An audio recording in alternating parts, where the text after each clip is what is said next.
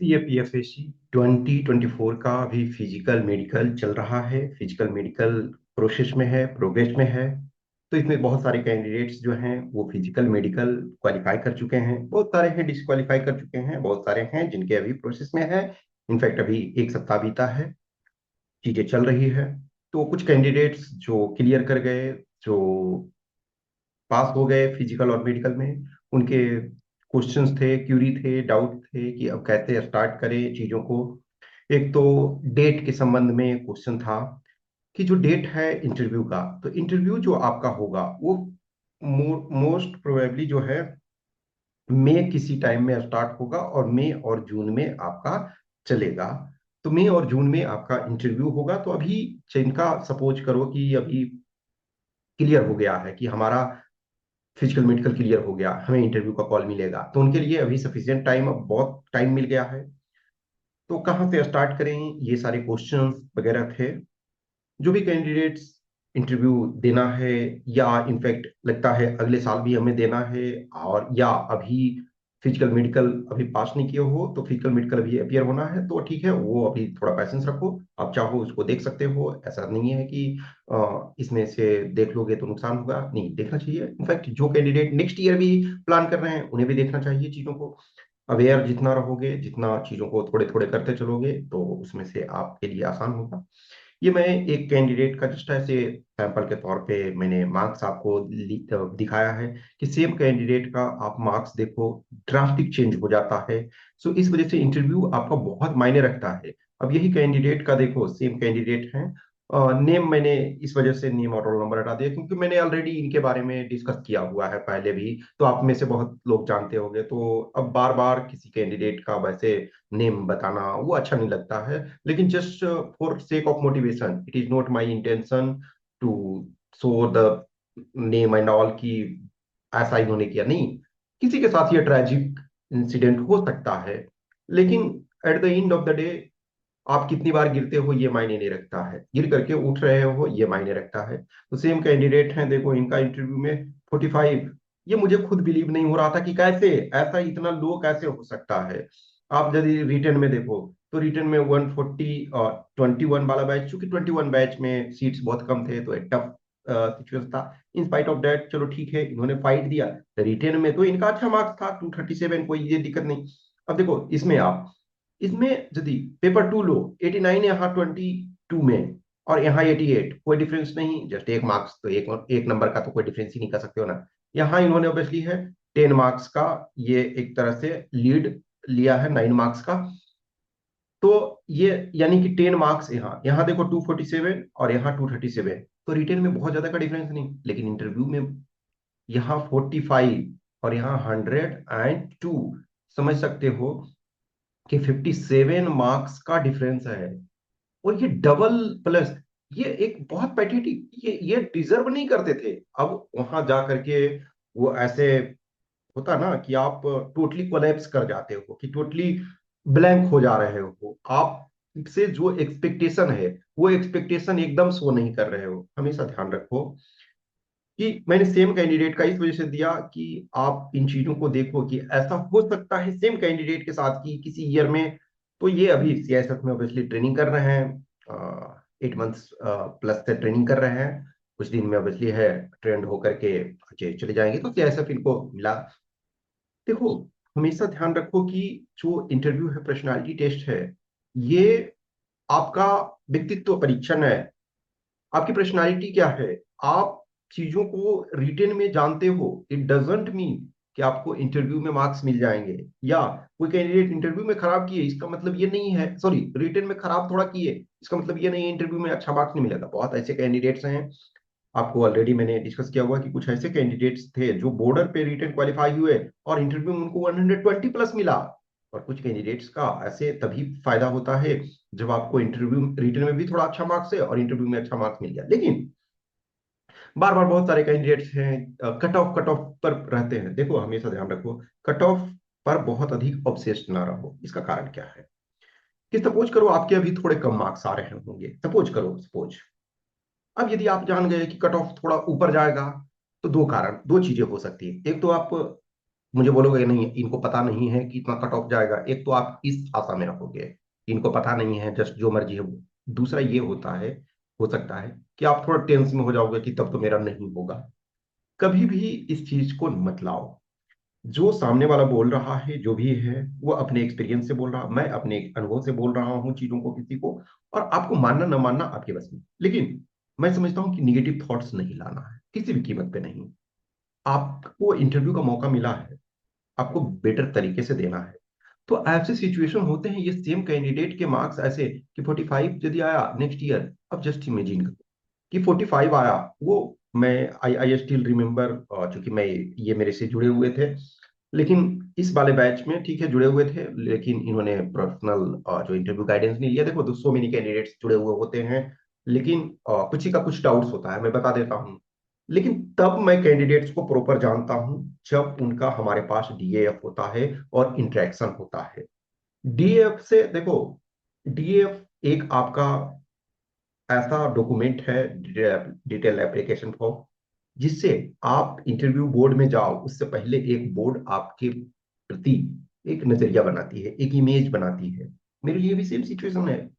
So many candidates अभी जैसे आप कि कोई व्हाट्सएप पे मैसेज करते हो, कुछ ऐसे कैंडिडेट्स होते हैं जो प्रायर अपना नेम बता देते हैं कि सर मैं मेरा नाम ये है, कुछ ऐसे हैं रोल नंबर भी बताते हैं और मुझे ये डाउट्स है। कुछ ऐसे कैंडिडेट्स होते हैं नॉर्मली क्वेश्चन पूछते हैं विदाउट अपना नेम बताए हुए, तो मैं भी जनरली पूछता भी नहीं हूँ, हाँ ठीक है चलो जो आपके क्वेश्चन से बता दिया। अब कोई कैंडिडेट मेरे से क्वेश्चन पूछ रहा है, सिंपल मैंने जवाब दे दिया, तो मैं उस कैंडिडेट को नहीं जान रहा हूं ना कि कौन है, क्या आपका बैकग्राउंड है, बहुत सारी चीजें। लेकिन जैसे ही डीएएफ हमारे पास आता है, तब डीएएफ से मैं समझता हूँ अच्छा ये कैंडिडेट ऐसे हैं, इनका बैकग्राउंड ये है। ये कभी मत सोचो कि जिनका एक्सेलेंट बैकग्राउंड है वो हमेशा अच्छा करेंगे, ये मकसद नहीं मेरा है। मकसद ये है कि जानना कि कैंडिडेट इस बैकग्राउंड से आए हैं, इस सोशियो इकोनॉमी एजुकेशनल बैकग्राउंड से आए हैं, इनका एजुकेशन ये है, इस जगह में वो पढ़ाई किए हैं, तो उनसे वो एक्सपेक्टेशन होता है। अब मान के चलो कि कोई कैंडिडेट ऐसे हैं जो गांव के प्राइमरी स्कूल में पढ़े, एक छोटे से शहर या कस्बे या गांव के स्कूल से 10th किए, 12th किए, फिर नॉर्मल से कॉलेज में, जहां बहुत ऐसी जगह हैं, this is truth of the day, कि बहुत जगह ऐसे हैं कि क्लासेस नहीं होते हैं और आपको बस जाना है एग्जाम देना है, कभी कभी गए बस अटेंडेंस नाम के लिए लगाए और पढ़ाई नहीं होती है।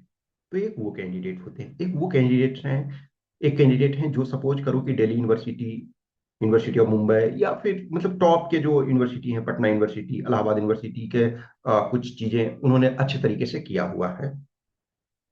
तो दोनों से अलग अलग एक्सपेक्टेशन रखा जाता है। किसी के फैमिली की इनकम 1 लाख पर ईयर है, पर एनम है, और किसी के फैमिली इनकम 20 लाख है। तो हम दोनों को सेम प्लेटफॉर्म पे नहीं रख सकते। तो इंटरव्यू में हमेशा ध्यान रखो कि बहुत सारी चीजें, so many number of factors देखे जाते हैं। तो सबसे पहली बात है आपका डीएएफ। डीएएफ आपका इंपॉर्टेंट है। आप अपने डीएएफ में कोई भी टर्म है, उस टर्म के बारे में आपको, आपके पास इतने क्षमता होनी चाहिए कि 30 सेकेंड तक बोल सको। वी डोंट नो कि कौन से क्वेश्चंस पूछे जाएंगे, लेकिन हमें प्रिपेयर रहना है। तो डीएएफ आपका बहुत सी चीजें हैं जो बताती है। हम कैंडिडेट से ना भी मिले और डीएएफ हम देखते हैं तो हम एक इमेज बनाते हैं, और उस इमेज पे वो खरा उतरता है, तो मुझे लगता है यस ये कैंडिडेट जो है वो सिलेक्शन हो लेंगे। और जो कैंडिडेट्स डीएएफ से बियॉन्ड परफॉर्म करते हैं, तब लगता है अच्छा ये बहुत अच्छा करेंगे। कुछ कैंडिडेट्स ऐसे हैं जो डीएएफ में खरा नहीं उतरते हैं, जो एक्सपेक्टेशन होता है। कुछ ऐसे कैंडिडेट हैं जिनका रिटन एक्सीलेंट होता है, उनके वर्ड सिलेक्शन जब देखते हैं तो लगता है वाह दैट्स ग्रेट, लेकिन जब इंटरव्यू में बोलने लगते हैं या इंटरव्यू में प्रेजेंट करते हैं तो वो कॉन्फिडेंस शो नहीं करते हैं, वो जज्बा नहीं शो करते हैं। तो आपको ये सारी चीज को ध्यान रखना। इंटरव्यू सब कैंडिडेट्स के लिए अलग अलग है। आप यदि सपोज करो, कुछ ऐसे मौके भी हमने देखे हैं कि सिबलिंग्स है, ब्रदर है, टू ब्रदर्स हैं, और वो सेम ईयर में इंटरव्यू में अपियर हो रहे हैं, लेकिन दोनों के डीएफ में डिफरेंस है। यस, माता पिता का नाम सेम है, लेकिन एज में थोड़ा डिफरेंस है। मान लीजिए जैसे लेटेस्ट एक ट्विंस अभी तो हमें नहीं मिले हैं, मैं एज स्टूडेंट के रूप में कोई अभी तक ट्विंस हैं, लेकिन अपने ब्रदर हैं, कजिन हैं, ऐसे मिले हैं कि एक पिताजी उनके दोनों अपने भाई हैं, उनके दोनों लड़के हैं, या खुद के अपने ब्रदर्स हैं, ऐसे भी कैंडिडेट नहीं। लेकिन कुछ चीजें कॉमन है, कुछ चीजें डिफरेंस है। तो दोनों को ऐसा होता है कि सपोज एक को किसी को 105 मिल गया और दूसरे को 85 मिल सकता है, या हो सकता है दोनों को करीब करीब सेम मिले, तो डिफरेंस होता है। ये मत सोचो कि सेम, यदि पेरेंट्स से पैदा हुए हैं तो सेम चीज नहीं, उसमें भी डिफरेंस होगा। कॉलेजेस हो सकता है किसी ने और अलग जगह से की है, एजुकेशन लेवल में कोई थोड़ा अच्छा है, कोई है। तो ये सारी चीज अलग अलग सारे कैंडिडेट्स हैं, अपने आप को ध्यान रखना है। ये एक जो इंटरव्यू प्रिपरेशन एक जर्नी है, इसमें ऐसा नहीं है एक दिन में कि आप रट्टा लगा करके चले गए बोल दिए। Mayor content doesn't matter in interview. Interview में डियर आपने आपको टैलेंट चेक कर चुके हैं वो, आपके पास स्किल है राइटिंग की, तभी आप क्वालिफाई हुए हो। आप जीएस में मिनिमम मैच्योरिटी रखते हो, आपको थोड़े मैथ्स आते हैं, थोड़े इकोनॉमिक्स आते हैं, थोड़े साइंस आते हैं, करंट अफेयर से आप अवेयर हो, तभी जाकर के रिटर्न क्वालिफाई हुए हो। फिजिकली आप फिट हो, मेडिकली साउंड हो, तभी आपको मौका मिला है। तो इस वजह से मेयर फैक्ट से यहाँ जरूरत नहीं है। कुछ ऐसे कैंडिडेट्स होते हैं कि लास्ट के बोलते सर एक सप्ताह बस बचा हुआ है इंटरव्यू में, आप एकदम बता दीजिए कि क्या करना है। ऐसे नहीं होता है। आपकी पर्सनालिटी, हमारी पर्सनालिटी एक दिन में नहीं बिल्डअप हुई है। I accept with all humbleness कि मेरी कम्युनिकेशन स्किल्स अच्छी नहीं है, आई एक्सेप्ट। लेकिन मैं चीजों को समझ रहा हूं। तो ऐसे जैसे हमने अपने बैच में ही देखा, मेरे से बेटर जो मेरे फ्रेंड्स थे जिनके कम्युनिकेशन स्किल्स अच्छे थे, उनको अच्छा मार्क्स इंटरव्यू में मेरे से बेटर मार्क्स मिला। लेकिन अब मैं ये बैठ जाऊं कि मेरे कम्युनिकेशन स्किल्स एक्सेलेंट होंगे तभी मैं स्टूडेंट्स को गाइड करूंगा, नहीं, ये पॉसिबल नहीं है। ठीक है, मुझे जो कैंडिडेट को लगता है कि यस मैं कुछ गाइड कर सकता हूँ, तो वो जुड़ते हैं। जिनको लगता है नहीं ये गाइड नहीं कर सकता है ये आदमी, तो नहीं जुड़ते हैं। तो अपने आप को पहचानना सबसे जरूरी है। बहुत सारी चीजें आपको बकवास लग सकती है, दैट्स योर चॉइस। लेकिन आपको छोटे छोटे चीजों को पकड़ना होगा। यदि मैं कोई वीडियो बना रहा हूँ, तो so many years of experiences. इस एग्जाम से मैं ऑलरेडी बताया कि 2012 फर्स्ट बैच था, जब जिस बैच में मैंने इस एग्जाम को दिया, रिटेन क्वालिफाई कर गया। लेकिन due to my own reservation, या जो भी कर सकते हो, इडियोसिटी, या जो भी कर सकते हो, मैं इंटरव्यू में नहीं गया। फिर 2013 सिलेक्शन फाइनल हुआ, कुछ दिन जॉब किया, फिर स्टूडेंट्स को कंटिन्यूअस गाइड कर रहा हूँ। तो आज देखा जाए तो 12 इयर्स प्लस का एक्सपीरियंस इस एग्जाम से है, माई ऑन एक्सपीरियंस। एवरी टाइम मैं कुछ ना कुछ लर्न करता रहता हूँ, एवरी टाइम मैं सीख रहा हूँ। सो मेनी कैंडिडेट्स आज के डेट में सेलेक्ट हो चुके हैं। लेकिन फिर भी as a teacher, as a mentor के तौर पे भी मुझे भी सो मेनी थिंग्स लर्न करने को मिल रहा है। मैं खुद ही अपनी पढ़ाई करता रहता हूँ, इन द सेंस है कि एक्स्ट्रा डिग्रीज वगैरह। जैसे देखो, जब मैं सीआरपीएफ में था तो मेरे पास एज ए कोई भी नेट सब्जेक्ट, ये जेआरएफ ये सब नहीं था। फिर मैं जब सीआरपीएफ छोड़ा तो फिर मैं जेआरएफ, मुझे इकोनॉमिक्स में जेआरएफ प्लस नेट इकोनॉमिक्स में। फिर मैंने पब्लिक एडमिनिस्ट्रेशन में मास्टर्स किया, नेट क्वालिफाई किया। फिर मैं सोशियोलॉजी में नेट क्वालिफाई किया, मास्टर्स कंप्लीट किया। तो ये एक ऑनगोइंग प्रोसेस है, मैं खुद लर्न करता रहता हूँ। जितने कैंडिडेट्स मिलते हैं इंटरव्यू में खास करके, होता है कि हर कैंडिडेट को पर्सनल रूप से जानता हूँ, हर कैंडिडेट के बैकग्राउंड को समझता हूँ। मुझे भी, मेरे लिए भी एक मजा आता है कि एक स्टोरी सीखने को मिलता है। हर की जिंदगी अलग अलग है, और सबकी जिंदगी के थोड़े थोड़े पार्ट को मैं सीखता हूँ। तो यही एक जर्नी है, ये चलते रहता। ये बात होती है कि कहाँ से हम स्टार्ट करें चीजों को, शुरू कहाँ से करें। कोई भी कैंडिडेट, जैसे जब आप रिटन वंस क्वालिफाई हो गए, मेडिकल फिजिकल क्वालिफाई हो गए, तो अब आपको इंटरव्यू के चांसेस हैं। तो सीट्स जो हैं शायद 515 फाइनल हो गया है। 506 जो था इनिशियली था, फिर शायद बढ़ करके 515 हो गए हैं। तो इसमें मान के चलो 1600 कैंडिडेट्स, मोर और लेस, मीन्स एग्जैक्ट तो नहीं कर सकते हैं। तो 1500 से लेकर के 1650 कोई भी इस बीच में कैंडिडेट्स हो सकते हैं। यानी on an average almost 3 candidates पे, या 3 पॉइंट समथिंग आ जाएगा। तो उतने पे एक कैंडिडेट का सिलेक्शन होना है। तो ये तो मानो ना कि कंपटीशन तो टफ है अभी भी। कंपटीशन हमेशा टफ होता है। हाँ, जो जितना प्रिपेयर्ड है उनके लिए कंपटीशन कम होता है, जो कम प्रिपेयर है उनके लिए ज्यादा होता है।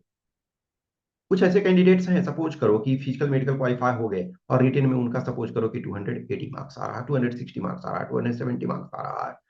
यदि ऐसा आ रहा है, इनके लिए क्या है, सिलेक्शन होना लेना बहुत आसान है। लेकिन वही कैंडिडेट किसी का 205 रिटेन में आ रहा है, 215 आ रहा है, इनके लिए चैलेंजिंग है अभी भी। तो आप जिस भी कंडीशन में हो, डोंट वरी अबाउट दैट, 1/3 का सिलेक्शन होना है। तो जब आप रिटेन फिजिकल मेडिकल क्वालिफाई हो रहे हो, तो आप अब क्या है, एकदम बेस्ट में हो, क्रीम में हो। तो अब आपको क्या करना है, सबसे पहली बात है डीएएफ को लो। डीएएफ को ईच एंड एवरी टर्म को देखो कि ये, इससे क्या क्या प्रोबेबल क्वेश्चन बन सकते हैं, इसके क्या यूटिलिटी हैं, इसके क्या कंटेक्स्ट हैं, करंट में क्या कोई डेवलपमेंट हुआ है। अब सपोज करो, लेटेस्ट टेक, ये महाराष्ट्र से आप बिलोंग करते हो, तो इलेक्शन किस आधार पे फाइट किया गया 24 का, कैसे इस ढंग का रिजल्ट आया, इन चीजों को आप से क्वेश्चन पूछा जा सकता है। क्या इशू थे, क्या आपको लगता है कि फ्री बीज सही है, आप अपने स्टेट के कंटेक्स्ट में बताओ, या महाराष्ट्र को डेवलप करने के लिए आपके पास क्या प्लान है। इंटरव्यूअर ये नहीं चाहते हैं कि आप जाओगे और महाराष्ट्र को डेवलप कर दोगे, नो, आप असिस्टेंट कमांडेंट के जॉब के लिए चाहे, लेकिन फिर भी आपको अवेयरनेस एज ए सिटीजन के नाते, एज ए पर्सन होने के नाते आपको जानना चाहिए। तो ये सारी चीजें, अब झारखंड से आप बिलोंग कर रहे हो, वहां सेम चीजें, सपोज करो आप मणिपुर से बिलोंग कर रहे हो, आपसे मणिपुर के जो वायलेंस है उसके बारे में, या मणिपुर से नहीं भी बिलोंग कर रहे हो तभी मणिपुर के बारे में आपको जानना है, जम्मू कश्मीर में जो कुछ हो रहा है उसके बारे में आपको जानना है। आप ये नहीं कर सकते हो कि I am not interested in that, या this is not my interest, politics is not my cup of tea. लेकिन पॉलिटिक्स को आपको जानना होगा। आप एज ए अवेयर पर्सन आप इससे भाग ही नहीं सकते हो। एक चीज हुआ कि मैं पॉलिटिक्स में इंटरेस्टेड बहुत ज्यादा नहीं हूं, एक चीज है कि हम थोड़े से चीजों को जानते हैं। इंटरव्यूअर ये चाहता है कि कैंडिडेट के पास एटलीस्ट मिनिमम जो है अनुभव है, मिनिमम थोड़ी सी जानकारी है या नहीं है। तो इस चीज को देखना है। यदि हमारी इकोनॉमी अच्छी कर रही है तो ठीक है, क्या हो सकता है, ग्रोथ एंड डेवलपमेंट में आपको अंतर जानना चाहिए। इकोनॉमिक जो इंक्लूसिव डेवलपमेंट है और सस्टेनेबल डेवलपमेंट में है, आपको जानना चाहिए। इंडिया लीडरशिप वर्ल्ड में जो अभी चल रहा है उसमें क्या, कहाँ स्टैंड कर रहा है। यदि डोनाल्ड ट्रंप प्रेसिडेंट इलेक्ट हो गए हैं अमेरिका के, ऑब्वियसली जिस समय आप इंटरव्यू में जाओगे तो ऑलरेडी उनके पास कपल ऑफ मंथ्स का सेकेंड टेन्योर में एक हो चुका होगा एक्सपीरियंस। तो जो बाइडेन अभी के जो प्रेसिडेंट हैं तो तब एक्स प्रेसिडेंट हो चुके होंगे। तो जो फर्स्ट टेन्योर डोनाल्ड ट्रंप का रहा और सेकेंड टेन्योर, क्या आपने थोड़ी बहुत चीजों को देखा। अब डिटेल हम नहीं जानने लगेंगे, लेकिन बेसिक हमें पता होना चाहिए। भारत ने हाल में कोई मिलिट्री एक्सरसाइजेस किए हैं, तो इसके बारे में थोड़ा आप जानते हो, आपको जानना चाहिए। आपके स्टेट में सोशल इश्यूज क्या क्या हैं, महिलाएं किस कंडीशन में हैं, जो एजुकेशन है क्या है लेवल, हेल्थ केयर सिस्टम क्या है। तो छोटे छोटे चीजों को आपको वर्क करना है। जैसे जैसे है देखो कि कुछ कुछ नोट्स बनाते रहो, और नोट्स वगैरह मैं डिस्कस करूंगा अभी, चूंकि देखो सबका इंटरव्यू अभी मतलब सबका फिजिकल मेडिकल नहीं हुआ है। जैसे ही जैसे जैसे होता रहेगा मैं धीरे धीरे और चीजों को डिस्कस करता रहूंगा। छोटे छोटे आप नोट्स तैयार रखो। सबसे पहली बात है कि एक सेक्शन रखो जिसमें आप अपने बारे में, yes I am as a person this and this, my family background जो भी है, एजुकेशन हमने कहाँ कहाँ से प्राप्त किया। तो फिर उसके बाद जैसे आपने फोर्स प्रेफरेंस दिया, 5 फोर्सेस आपके पास हैं, उन फोर्सेस के बारे में थोड़ा थोड़ा जानो कि इनके क्या काम है, इनके मैंडेट्स क्या हैं, ये कहाँ सर्व करते हैं, कहाँ पोस्टेड रहते हैं। तो बहुत सारे जगह पे बहुत सारी चीजें हैं। क्यों आखिर सीएसएफ आपने फर्स्ट चॉइस दिया, या आईटीबीपी आपने क्यों फर्स्ट चॉइस दिया, या कोई कोई लास्ट क्यों दिया। 100% सेटिस्फैक्टरी क्वेश्चन आंसर नहीं होते हैं। आप कितना भी प्रिपेयर कर लो, बोर्ड में आप पूरे तरीके से जस्टिफाई नहीं कर सकते हो, दिस इज द ट्रूथ। लेकिन आप जो बोल रहे हो वो आई कांटेक्ट उसमें होना चाहिए, जो आप बोल रहे हो बॉडी लैंग्वेज उसका वो सेम प्रेजेंट होना चाहिए। आपको लगना चाहिए, बोर्ड को लगना चाहिए कि यस, ये पर्सन जो भी बोल रहे हैं वो जेन्युइन बोल रहे हैं। आपकी हॉबीज क्या है, आपके इंटरेस्ट क्या है। बहुत बार जो होता है कि बैकग्राउंड से आपका इंटरेस्ट मायने रखता है। जो हॉबी जो है, जस्ट इमेजिन करो कि गोल्फ किसी ने, सपोज करो कि गोल्फ किसी ने अपना एज ए स्पोर्ट्स में दे दिया है, और उसके फैमिली की इनकम वो 50,000 दे रहा है। अब ये मैं नहीं कर रहा हूँ कि जिनके फादर के इनकम ईयरली 50,000 है वो गोल्फ नहीं खेल सकते हैं, ऑब्वियसली खेल सकते हैं, लेकिन ये कॉन्ट्रडिक्ट कर रहा है। गोल्फ जनरली देखोगे, जनरली मैं बात कर रहा हूँ, यूनिवर्सल में कभी नहीं कर सकता हूँ, कोई भी चीज यूनिवर्सल नहीं है। एक तरह से देखा जाए कहीं ना कहीं एक्सेप्शन आते हैं। Exceptions are everywhere, but generally ये माना जाता है कि गोल्फ जो खेल रहे हैं वो एक रिच फैमिली से बिलोंग करते हैं। क्रिकेट में जैसे अब एक लास्ट थे स्टूडेंट, क्रिकेट में वो कुछ वो प्लेयर जो आईपीएल या इंटरनेशनल लेवल में खेल रहे हैं उनके साथ वो खेल रहे थे। जैसे उन्होंने बोला कि हम रिंकू सिंह और जुरैल के साथ कभी खेले हैं। तो एक एक्सपेक्टेशन है ना कि ठीक है, आप उनके साथ खेले हैं तो क्रिकेट के बारे में ऑब्वियसली है आप वो एक एस्पायरिंग क्रिकेटर थे। लेकिन जो भी है, ड्यू टू फैमिली कंडीशंस या जो भी है सोशियो इकोनॉमिक कंडीशंस के कारण वो आगे स्टेट लेवल तक खेले, लेकिन आगे उनको मौका नहीं मिला, वो आईपीएल वगैरह में मौका नहीं मिल पाया। या शायद अच्छा हो थोड़ा सा और करते। तो ऑब्वियसली मैंने उनसे कुछ क्वेश्चंस पूछे वगैरह, फाइनली उनका सिलेक्शन हो गया। ठीक है, क्रिकेटर ना बने एक उनका मलाल था, मतलब सक्सेसफुल क्रिकेटर, लेकिन चलो एक गेस्ट ऑफिसर बन गए। अब एटलीस्ट एक सेंस ऑफ सेटिस्फैक्शन है। तो जो जो भी आप जिस कंडीशन से होते हो, जिस भी रास्ते से आप गुजरे हो, उस रास्ते के बारे में आपको बताना चाहिए, आपको बताना चाहिए। हर पर्सन जो है अपने बारे में सबसे अधिक जानता है, क्योंकि अपने साथ आप मैक्सिमम टाइम आप अपने साथ दे रहे हो। तो आप अपने बारे में हमेशा ये बोला था, नो योर सेल्फ। ठीक है, अपने आप को जानो। जितने भी दुनिया में चीजें हैं, सब धर्म हो, गुरु हो या जो भी हो, हमेशा बोलते हैं आप अपने को जानो। जितना आप अपने को जानते हो, जितना आप अपने को एक्सप्लोर करते हो, जितना आप अपने आप से क्वेश्चन पूछते हो कि यस ये टॉपिक हमने दिया है तो क्यों दिया, तो मे बी सब चीज का सेटिस्फैक्ट्री आंसर तो आपको नहीं जान रहे हो। आपके फैमिली में या आपके इमीडिएट फ्रेंड कोई ऐसे नहीं है जो असिस्टेंट कमांडेंट है या डिफेंस में है, तो आपके पास टीचर मेंटोर की जरूरत होती है। छोटे छोटे चीजों को आप करो, कैटर करो। अब जैसे कुछ कैंडिडेट्स हैं कि जिनको कुछ और एग्जाम देना है, सपोज करो स्टेट पीसीएस का एग्जाम देना है, कोई हरियाणा से है, कोई बिहार से है, कोई यूपी से है, उनको स्टेट पीसीएस का देना है, आप दो, कोई दिक्कत नहीं है। यदि आप पीसीएस का एग्जाम दे रहे हो तो क्या वो आउटसाइड थोड़े है कि मार्स प्लेनेट से आया है वो सिलेबस वहां का है, वो भी यही है। कुछ चीजें आपका उसी ढंग से प्रिपेयर हो रहा है, लेकिन इसमें थोड़ा थोड़ा टाइम दो। अभी जो है बहुत ज्यादा टाइम देने की जरूरत नहीं है। आधे एक घंटे, एक घंटे आप एवरी वीक 2 घंटे कम से कम दिया करो आप अपने इंटरव्यू प्रिपरेशन को। बाकी जो आप अपना कर रहे हो, आप सपोज करो कि नेक्स्ट वीक किसी का एग्जाम रहेगा, तो ठीक है आप अभी उस पर फोकस करोगे। लेकिन जब एग्जाम एक बार हो जा रहा तो फिर थोड़ा टाइम दोगे। अभी जैसे फिजिकल मेडिकल जिनके बाकी है, जिनको लगता है कि नहीं मेरे फिजिकल मेडिकल में कोई प्रॉब्लम ही नहीं है, जैसे कुछ ऐसे कैंडिडेट्स थे लास्ट टाइम भी फिजिकल मेडिकल में थे, उनके लिए कोई दिक्कत नहीं है, उनको पता है प्रोसेस और वो ऑलरेडी जानते हैं कि मैं पिछली बार पास हो चुका था, तो उनके लिए ज्यादा आयोटा ऑफ टेंशन नहीं। हाँ लेकिन एक प्रोसेस है तो है, ऐसा नहीं है पिछली बार पास कर गए इस बार फेल भी हो सकते हो, तो थोड़ा तो कंसिडर करना होगा, लेकिन जनरली उनको रहता है कि ठीक है मैं कर जाऊंगा। तो आप अपना देखो, कोई एग्जाम वगैरह रहता है तो उसको आप कर सकते हो, अपना करते रहो, लेकिन इसमें आपको मौका मिला है। सीट्स बहुत अच्छा खासा है इधर, कपल ऑफ ईयर्स में कह सकते हैं, मोर देन 1 डेकेड में ये हाईएस्ट नंबर ऑफ वैकेंसी हैं। आप इसका लाभ उठाओ और छोटी छोटी चीजों को करते चलो, अभी तो आसान होगा।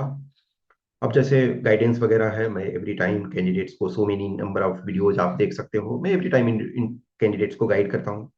अब सारे कैंडिडेट्स को तो इंडिविजुअली मैं नहीं पूरा कर सकता हूँ, सब इन कैंडिडेट्स को तो नहीं कर सकता हूँ, लेकिन कुछ लिमिटेड कैंडिडेट्स होते हैं उनको मैं प्रोवाइड कराता हूँ, जिनको लगता है हाँ उसके लिए जब पर्सनलाइज्ड गाइडेंस की जरूरत होगी तो उसके लिए कुछ पे करना पड़ता है।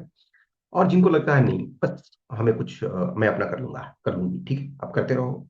कुछ उस बीच में क्वेश्चंस क्यूरी रहता है तो मैं उसके लिए ऐसा नहीं है चार्ज करता हूँ, हमेशा बोलता हूँ कि ठीक है कुछ आपके क्वेश्चंस हैं, कुछ डाउट्स हैं, वो मैं क्लियर कर दूंगा, उसमें कोई दिक्कत नहीं है, जो मेरे मैं जानता हूँ। लेकिन डेडिकेटेड जब गाइडेंस की जरूरत होती है तो उसमें ऑब्वियसली आपको पे करना पड़ता है। तो मैं आपसे कांटेक्ट में रेगुलर रूप से रह रहा हूँ, चीजें रह रही है, जैसे जैसे होता है मैं आपको अपडेट करते रहता हूँ।